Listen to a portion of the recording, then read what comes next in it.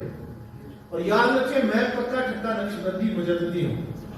میں نے صرف آپ کو ایک بات سنانی اور جو ساتھی تشریف فرمائے مجھ سے تعلق رکھنے والے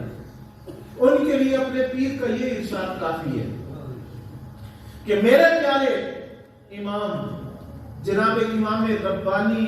شیخ احمد سرہندی فاروقی مجدد منور فسانی رحمت اللہ علیہ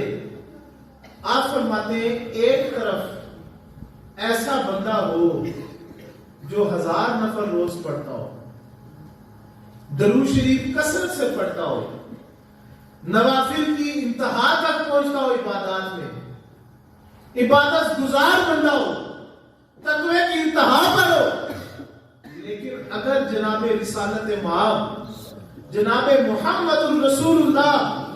صلی اللہ علیہ وسلم کی گستاخی کی جائے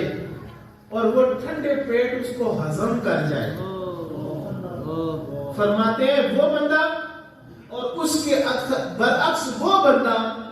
جس کے پاس نمازیں روزے نہ ہو، درود شریف کی لمبی چوڑی تعداد نہ ہو، عبادات اس کے پاس موجود نہ ہو، لیکن جب معاملہ آئے حضور کی عزت کا، حضور کی تعظیم کا،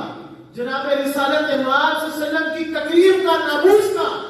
فرمائے اگر وہ غیرت کھا جائے